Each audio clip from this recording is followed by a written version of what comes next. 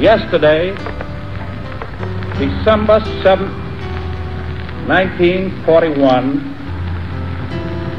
a date which will live in infamy.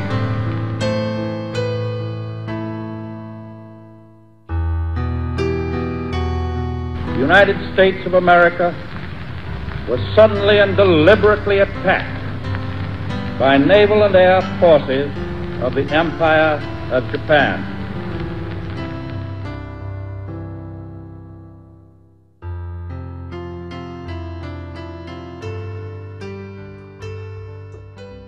At 7:55 a.m. on that fateful morning, 183 aircraft launched from 6 Japanese carriers just north of the Hawaiian island of Oahu.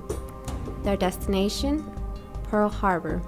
For years, Americans have avoided engaging in the war in Europe. They believed it was Europe's problem and wanted nothing to do with it. Now, Americans had no choice but to embark on the world's second Great War.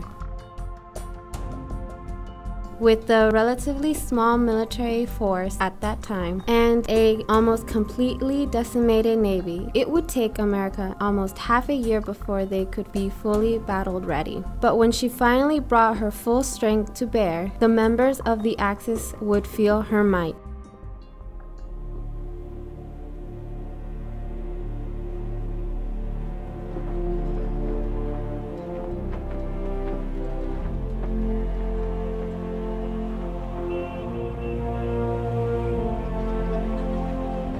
My fellow Americans, this war has reached a new critical phase. We have moved into active and continuing battle with our enemies.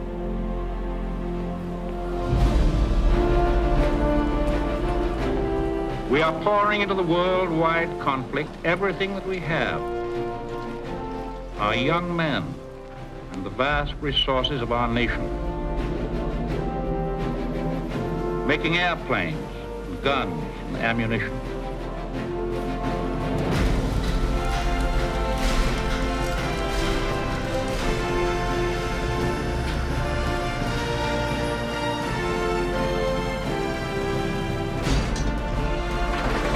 By the fall of 1943, nearly 2 years after the attack on Pearl Harbor, America's war machine is operating at maximum capacity.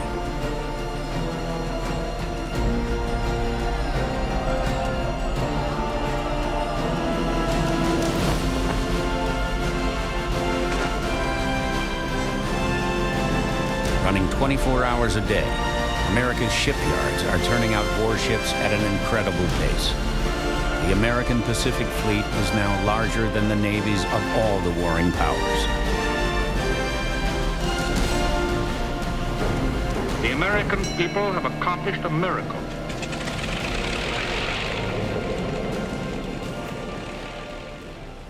Since Americans' entrance into the war, it has been a brutal and grueling 4 years of constant fighting. A great stride and leaps were made by the Allied power on all fronts. This is not the end. It is not even the beginning of the end. But it is perhaps the end of the beginning.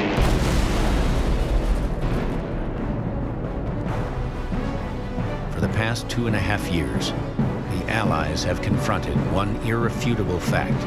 If they are ever to defeat Hitler, they must invade and retake Fortress Europe.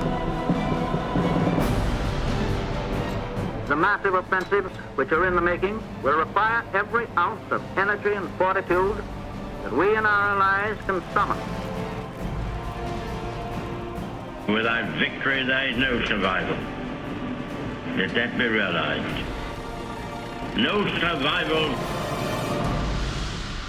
Everyone knows a big show is coming, but not much more.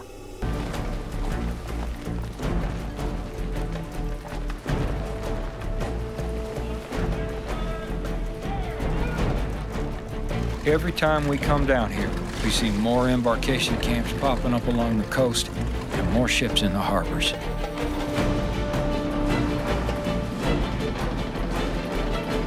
After victories in North Africa and Italy, the Allies finally feel ready to launch their long-anticipated invasion of France.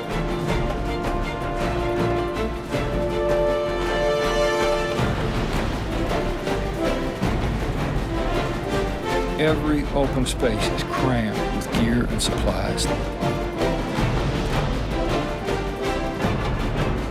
The countryside is filled with tanks, trucks, half-tracks, and munitions of all sorts. If they put any more supplies on the island of Great Britain, it's gonna sink. There isn't any place you can go that you didn't find military equipment. And then that's when I realized how massive this attack is going to be.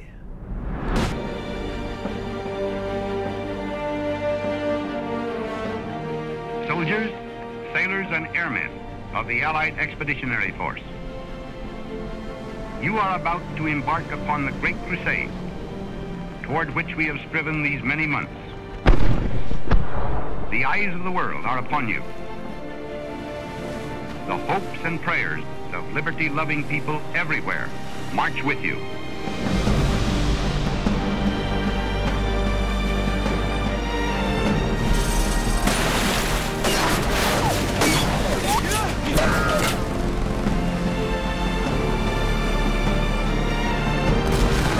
You will bring about the destruction of the German war machine. Elimination of Nazi tyranny over the oppressed peoples of Europe, and security for ourselves in a free world.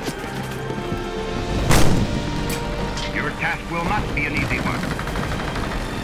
Your enemy is well-trained, well-equipped, and battle-hardened. He will fight savagely.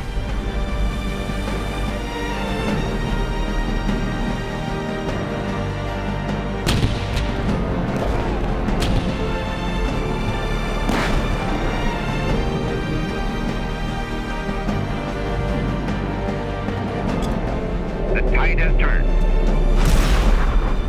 The free men of the world are marching together to victory.